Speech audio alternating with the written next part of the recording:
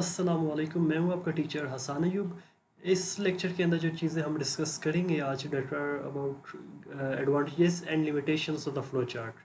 Advantages में हम देखेंगे कि फ़्लो चार्ट बनाने के फ़ायदे क्या हैं। लिमिटेशन के अंदर हम देखेंगे कि अगर फ़्लो चार्ट बनाते हैं तो उसकी एक तरह से हदबंदी या एक छोटा मोटा उसका नुकसान क्या हो सकता है फ़्लो चार्ट बनाने का। ठीक है, एज सच नुकसान नहीं होता, ये चीज़ मैं पहले बता दूँ। उसकी लिमिटेशन, उसकी हद बंदी पूछी जा रही है कि वो किस किस जगह या किस तरह उसको इस्तेमाल या यूज़ आप नहीं कर सकते। ठीक है, इस लेक्चर 4 के साथ हमारा चैप्टर 1 कंप्लीट हो जाएगा।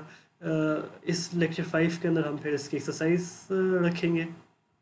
तो आइए स्टार्ट करते हैं। पहली चीज़ तो एक मैं आपको बता दूं कि इम्पॉर्टेंट है ये दो टॉपिक्स। एडवांटेजेस भी इम्पॉर्टेंट है और लिमिटेशंस भी इम्पॉर्टेंट है। एडवांटेजेस लॉन्ग में आता है, आ सकता है आपके लिए भी, और लिमिटेशंस जो हैं वो शॉर्ट में अक्सर औकात वो पूछ लेता है। ठीक है, एडवांटेजेस स्टार्ट करने लगे हैं हम।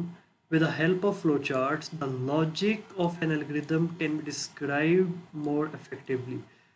ये चीज़ तो आपको समझ आ गई होगी कि फ्लो चार्ट की मदद से। ठीक है,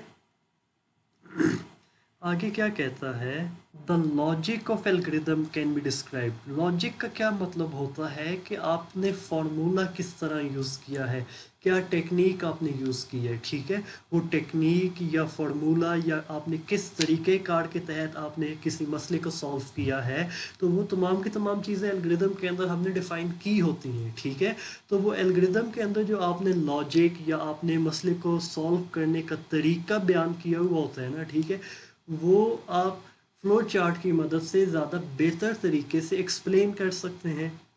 ये चीज़ हमने पहले भी डिस्कस कर चुके हैं कि एरिया ऑफ अ ट्रायंगल वाली चीज़ आपको याद होगी, वो आगे वाली स्लाइड्स पे आज दोबारा मैं आपको करवा दूंगा रिवाइज एक तरह से।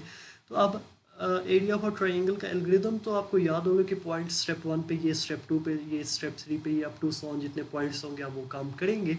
ठीक है, तो उसके बाद उसका एक डायग्राम हमने बनाई थी कुछ सिंबल्स को यूज़ करते हुए।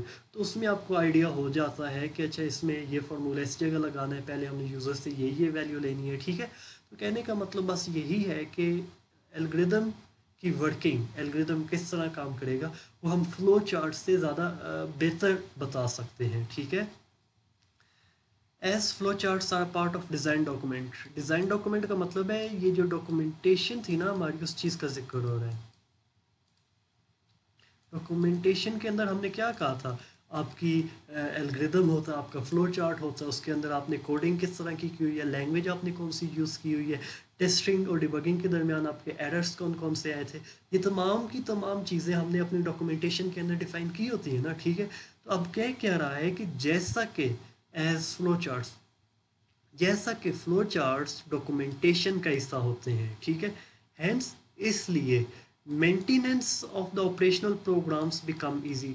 ऑपरेशनल प्रोग्राम्स का मतलब है जो प्रोग्राम हमने रिसेंटली इंस्टॉल किया था। ठीक है, ये ऑपरेशनल प्रोग्राम्स का मतलब होता है जो सॉफ्टवेयर्स या जो मशीनरी चल रही होती है, that is in working state. तो जो चीज़ काम कर रही है तो उसको हम क्या कहेंगे, ऑपरेशनल स्टेट। ठीक है, या ऑपरेशनल प्रोग्राम आप कह देंगे। तो अब क्या रहा है कि जैसा कि फ्लो चार्ट डॉक्यूमेंटेशन का हिस्सा होता है, हमारे पास उसका एक बाकायदा रिकॉर्ड होता है, तो हम इसकी मदद से जो प्रोग्राम हमारा चल रहा होता है या ऑपरेशनल प्रोग्राम होता है, उसके अंदर अगर कोई चेंज वगैरह करना हो या उसके अंदर कोई मसला आ गया है, उस मसले को रिमूव करना है, तो हम फ्लो चार्ट को देखते हुए वो मसला या वो एरर को ईजिली रिमूव कर सकते हैं।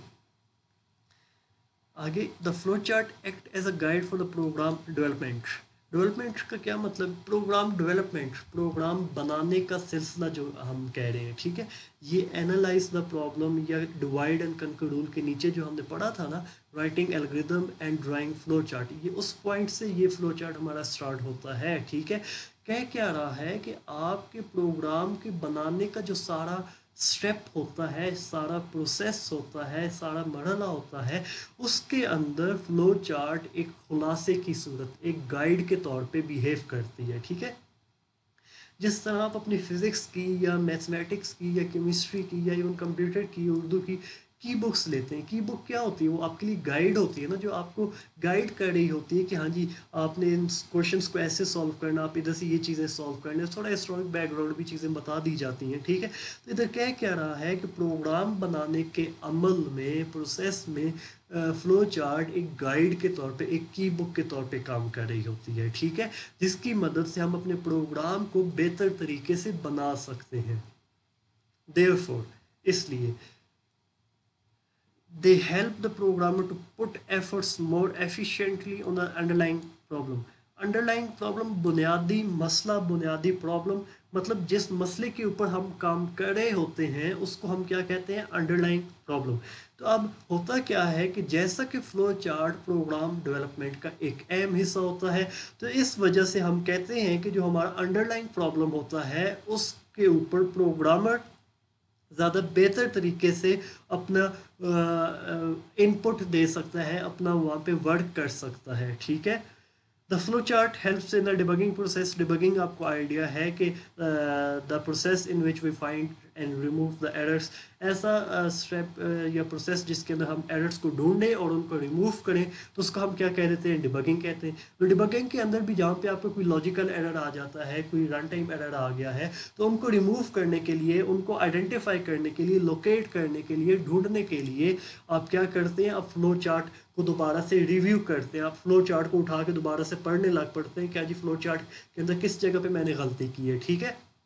तो उससे आपको आइडिया हो जाता है कि अच्छा इस जगह पे फार्मूला गलत लिखा हुआ है, तो इसका मतलब है कि ऑब्वियसली इस जगह पे कोई मिस्टेक है, ठीक है। आगे आ जाएं, लिमिटेशंस। लिमिटेशंस दोबारा बता दूं कि डिसएडवांटेजेस नहीं होते, नुकसानात नहीं होते, इसके अंदर हमने बताना होता है कि ये चीज़ अगर है तो ये किस जगह पे यूज़ नहीं हो सकती, ठीक है। It is difficult to draw flow chart for the complex problems. Complex आपको पता है पेचीदा, जो चीज़ बहुत ज़्यादा मुश्किल हो या बहुत ज़्यादा बड़े प्रोग्राम्स होते हैं जो हमारे, उनके लिए डिफ़िकल्ट होता है। इधर एक चीज़ याद रखिएगा, बच्चे इम्पॉसिबल लिख के आते हैं, डेट इज़ रॉन्ग। इम्पॉसिबल, नामुमकिन नहीं होता फ्लो चार्ट बनाना कॉम्प्लेक्स प्रॉब्लम्स के लिए, पॉसिबल है बट डेट इज़ डिफ़िकल्ट, ठीक है। इफ़ अल्ट्रेशंस, अल्ट्रेशंस क्या होता है? तब्दीली, चेंजेस, ठीक है। अल्ट्रेशन का क्या मतलब होता है? Changes. If alterations are required the flow chart is to be redrawn. अगर आपने कोई गलती कर दी है या कोई फ्लो चार्ट के अंदर थोड़ा बहुत चेंज करना है, तो उसके लिए आपको वो आप ये नहीं करते कि इरेजर ले आएँ या एक रिमूवर उठा के आप उसको रिमूव करके करने लग पड़ेंगे, ठीक है। तो आपको तो वो पेपर्स फाड़ के या सामने रख लें बेशक आप अपने, उनको वेस्ट करके दोबारा से आपको फ्लो चार्ट बनाना पड़ता है, ठीक है। इधर आ जाएं, ये एक एग्जांपल मैं आपको बता देता हूँ, ये इवन हमने रिसेंट लेक्चर्स के अंदर डिस्कस कर ली थी। एरिया फॉर ट्रायंगल फाइंड करना हमने सिंपली, ठीक है। ये सपोज हमारे पास ट्रायंगल है, ठीक है। इसका एरिया कैसे फाइंड करेंगे? सबसे पहले तो आपको एक चीज़ पता होनी चाहिए कि इसकी हाइट कितनी है। फार्मूला सबसे पहले आपको पता होना चाहिए। फार्मूला क्या है? 1/2 इंटू बेस मल्टीप्लाई हाइट। तो इसमें सबसे पहले आपको क्या पता होना चाहिए? हाइट कितनी है, ठीक है। उसके बाद बेस आपके पास होनी चाहिए कि इसकी बेस कितनी है, तो उसके बाद आप फार्मूला लगा के इसको सॉल्व कर लेंगे, ठीक है। उसके बाद देखें ये इधर से स्टार्ट हो रहा है, ठीक है। स्टार्ट किया आपने, उसके बाद रीड बेस, आपने बेस यूज, रीड का मतलब है कि इधर आप यूज़र को कहेंगे कि एंटर बेस या बेस की वैल्यू जो भी होगी वो एंटर करें। उसके बाद आपने क्या किया, एक स्टेप आपने हाइट वाला मिस कर दिया, ठीक है। उसके बाद आपने क्या किया, सिंपली वो लगा दिया आपने फार्मूला, प्रोसेसिंग हो रही है, area equal to base multiply height divided by 2, ठीक है। उसके बाद क्या होगा, आपने आज ये जो जब कैलकुलेट होगी चीज़, तो वो किसके अंदर आंसर सेव होगा? एरिया के अंदर, ठीक है। उसके बाद आपने सिंपली क्या किया, डिस्प्ले एरिया, एरिया के अंदर जो भी वैल्यू बनेगी ना हमारी कैलकुलेशन के बाद, उसको डिस्प्ले कर दो यूज़र को, जैसे कैलकुलेटर के ऊपर आपको चीज़ डिस्प्ले होती है, सिमिलर टू डैट। तो अब आगे ये चीज़ थी, अब ये अब अल्ट्रेशन करनी है। अल्ट्रेशन क्या है? चेंज करना है, ठीक है। तो अब अल्ट्रेशन क्या होगी? अब इसको मैं इधर तो नहीं कर सकता ना कि इधर से मैं एक पहले इधर बनाऊँ एरो, मतलब वो गंदी चीज़ हो जाती है, वो समझ नहीं आती, ठीक है। इधर मैं कह दूँ कि हाइट को रीड कर लो, ठीक है। उसके बाद मैं कह दूँ कि इधर से फिर आप उठ के ना इधर आ जाए और इधर मैं लाइनें मार के कांटा लगा दूँ, तो वो चीज़ प्रोफेशनल नहीं रहती, ठीक है। तो पेपर में भी अक्सर बच्चे ऐसा कर देते हैं, काटे मार देते हैं, मगर वो चीज़ अच्छी नहीं लगती, वो एग्जामिनर वहाँ पे मार्क्स काट लेता है, ठीक है। तो आपको वो चीज़, आप सिंपली क्या करें, पेपर के अंदर आप एग्जामिनेशन हॉल के अंदर आपका हो गया तो आप सिंपली, सॉरी, आप सिंपली इस तरह की एक लाइन लगाएं, नीचे फिर से दोबारा इसको बनाने लग पड़ेंगे, अगली शीट के ऊपर आप चले जाएँ, ठीक है। तो अल्ट्रेशन के बाद क्या होगा देखें, स्टार्ट किया, हाइट आपने यूज़र से ले ली, आपने फिर उसको कहा कि बेस भी आप एंटर कर दो, क्योंकि हाइट और बेस दोनों चीज़ें हैं ना। To to cost standard, to user से नहीं लेना, ठीक है। टू आपको पता है कि फार्मूले का ऐसा ही होता है, ठीक है। ये चीज़ें आपको चैप्टर 2 के बाद आपको चीज़ें समझ आने लग पड़ेंगी जब मैं इधर आपको प्रैक्टिकल करवाऊँगा, ठीक है। इधर क्या कह रहा है, एरिया को आप, एरिया इक्वल टू बेस, वो फार्मूला जो पीछे मैंने भी आपको बता दिया है, सिंपली आपने उसको डिस्प्ले कर दिया। कहने का मतलब बस ये था कि जब आपने उसके अंदर चेंज करना था या अल्ट्रेशन करना था तो उसके लिए आपको दोबारा से फ्लो चार्ट बनाना पड़ा है, ठीक है। उसके अंदर आपने वो पहले वाले के अंदर कांटे मार के आपने काम नहीं किया, उसको दोबारा से आपने किया, पेपर के अंदर भी आपने इस चीज़ का ख्याल रखना है, ठीक है। इसके बाद एक एग्जांपल को देख लेते हैं जिससे आपको आइडिया हो जाए कि फ़्लो चार्ट क्या होता है, एल्गोरिदम क्या होता है बेहतर तरीके से, ठीक है। तो ये आपके पास फॉर एग्जांपल ट्रायंगल है, ट्रायंगल की एक हाइट होती है, एक बेस होती है, ठीक है। आपने इस ट्रायंगल का एल्गोरिदम भी लिखना है, फ़्लो चार्ट भी बनाना है, उसके अंदर आपने बताना है कि एरिया फॉर ट्रायंगल कैसे कैलकुलेट करते हैं, ठीक है। एरिया फॉर ट्रायंगल का ये फार्मूला होता है हमारे पास, area equal to base multiply height divided by 2, ठीक है। तो अब सिंपली आपने क्या करना है, जब एल्गोरिदम लिखा है, एल्गोरिदम के अंदर आपको पता है कि स्टेप बाय स्टेप हम तमाम काम कर रहे होते हैं, ठीक है। तो स्टार्ट किया स्टेप 1 पे, आपने उसको कह दिया कि हाइट एंटर करें भाई। स्टेप 2 पे आपने कह दिया कि हाँ जी अब भाई आप बेस एंटर कर दें। स्टेप से जब आपके पास दोनों चीज़ें आ गई हैं तो उसके बाद आपने सिंपली क्या किया, कैलकुलेट कर दिया, फार्मूला लगा दिया, ठीक है।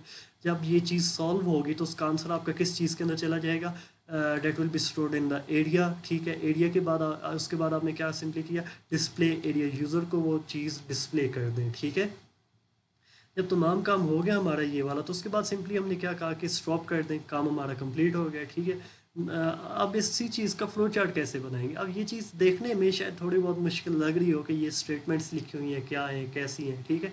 अब इसी चीज़ को बिल्कुल मैंने फ़्लो चार्ट के अंदर बयान कर दिया है, ठीक है। वो जो कह रहा था ना वो कि आपने फ़्लो चार्ट को आपने उसके अंदर करना है, मतलब फ़्लो चार्ट की, वो जो कह रहा था ना कि फ़्लो चार्ट की मदद से आप एल्गोरिदम को ज़्यादा बेहतर तरीके से बयान कर सकते हैं। अब वो चीज़ देख लें, ठीक है। वो कैसे कर रहे हैं, स्टार्ट, अब देखें डायग्राम्स की मदद से सिंपली आप पढ़ते जाएंगे, आपको स्टार्ट किया, हाइट ली, और सिंबल से भी एक आइडिया हो जाता है कि अच्छा इधर पैरेललोग्राम है तो इधर से यूज़र से वैल्यू ले रहे हैं, ठीक है।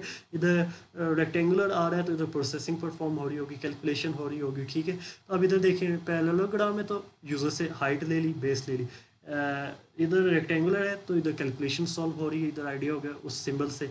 नीचे फिर क्या आ रहा है, पैरेललोग्राम, तो सिंपली उस एरिया की वैल्यू डिस्प्ले कर रहे हैं, नीचे स्टॉप कर दिया, ठीक है। तो कुछ लोग फ्लो चार्ट के ऊपर ज़्यादा इजी रहते हैं, कुछ लोग एल्गोरिदम के ऊपर इजी रहते हैं, तो ये डिपेंड करता है कि उस बंदे की नेचर या उस बंदे का माइंड या इजीनेस किस तरह वो फील करता है, ठीक है। उम्मीद है कि ये लेक्चर आपको समझ आ चुका होगा। कोई क्वेश्चन हो कमेंट सेक्शन के अंदर आप कमेंट कीजिएगा, उसका आंसर आपको मिल जाएगा इंशाल्लाह, ठीक है। अगले लेक्चर तक के लिए अल्लाह हाफिज़, अपना ख्याल रखिएगा।